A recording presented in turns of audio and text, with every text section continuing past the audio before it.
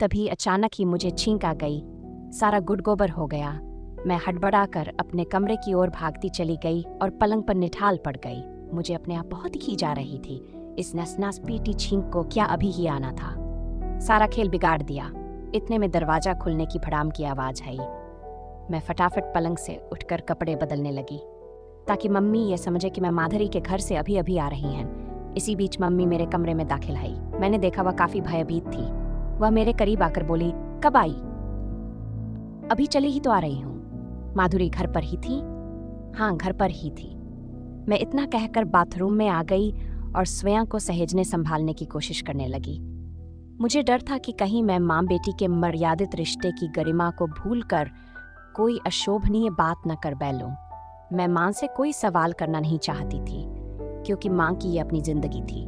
न जाने किस मजबूरी में वह ये सब कर रही थी। कोई कारण जाने बिना माँ को कुछ कहना मुझे ठीक नहीं लग रहा था।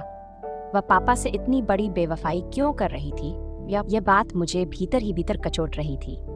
मैं शुरू से ही उस विचारधारा की थी, जो भी काम करो खुलेआम करो, किसी से धोखाधड़ी न करो।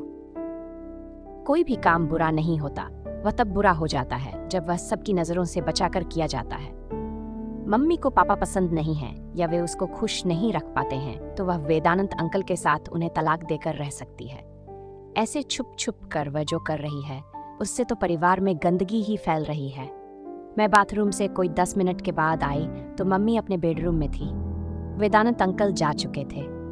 मैं उनके सामने जानबूझकर नहीं गई थी कि कहीं वह शर्मा न जाए या मम्मी को मुझ पर शक न हो जाए। मैं अपने कमरे में आकर अभी बैठी ही थी कि मम्मी हंसती हुई आकर बोली, काजोल, तुम्हारे वेदांत अंकल आए थे, तुम उनसे मिल भी न सकी। मैंने बेकार ही तुमको माधुरी के घर भेज दिया। आओ मेरे साथ कमरे में। ये कहते कहते मम्मी ने मेरी बाँह पकड़ ली और मुझे खींचते हुए अपने कमरे में ले आई। मैंने देखा पलंग पर ढेरों सामान बिखरे पड़े थे जिनमें ज्यादा मेरे लिए ही थे। मैं सब कुछ भूल भाल कर पलंग पर उछलकर चढ़ गई और अपने दोनों हाथों से कपड़े फैला फैला कर अपने नाप के कपड़े देखने लगी। गुलाबी मिनी स्कर्ट टॉप, जीन्स की टाइट पैंट और लोकट टी शर्ट, आसमानी गाउन और भी न जाने कितनी ही पोशाकें वेदांत अंकल मेरे लिए लाए थे। तभी मम्मी मुस्कराती हुई बोली, तुम्हें कपड़े पसंद आए? देखा तुम्हारे अंकल कितने अच्छे हैं, तुम्हारा कितना ध्यान रखते हैं। ओह मम्मी, अंकल कितने स्वीट हैं। मैं ये कहती हुई मम्मी के गले से लग गई। मम्मी का चेहरा खिल उठा और मैं किन्हीं ख्यालों में खो गई। लेकिन अंकल ये सब क्यों कर रहे हैं? मम्मी को पापा से हथियाने के लिए? क्या मुझे इन कपड़ों को स्वीकार करना चाहिए? मम्मी शायद इन कपड़ों का लालच दिखाकर मुझे अपने पक्ष में करना चाहती है। वह मुझे अपनी तरफ मिलाकर रखना चाहती है। वेदांत अंकल ये अच्छी तरह जानते हैं कि माँ को हासिल करना है तो बेटी को भी खुश रखना होगा। माँ बिना बेटी के हाथ नहीं आने वाली। कुछ भी हो, मम्मी जब वेदांत अंकल के साथ खुश है तो मुझे क्या हो सकता है? पापा मम्मी को यौन संतुष्टि नहीं दे पाते हों। वेदांत अंकल यौन कला में माहिर हैं। उन्हें यौन जीवन को जीना आता है। माँ को नाखुश करने का या दोषी ठहराने का मेरा कोई हक नहीं बनता है। मैं ये सोचते सोचते खिलखिलाकर हंस पड़ी। मम्मी, मैं मान गई वेदांत अंकल को कपड़ों की खरीदारी करने में वह औरतों से भी 2 कदम आगे हैं। और एक तुम्हारे पापा हैं जिन्हें कुछ भी नहीं आता। न जाने वह कौन सी मनहूस घड़ी थी कि मैं उनके खूंटे से बांध दी गई। मम्मी ये कहते कहते काफी भावुक हो गई। मैंने देखा उसकी आंखें भीग आई थी। उसके चेहरे पर पापा के प्रति वितृष्णा के भाव पसर आए थे। मैं बोली, मैं तुम्हारे साथ हूँ माँ, तुम क्यों अपना मन दुखी करती हो?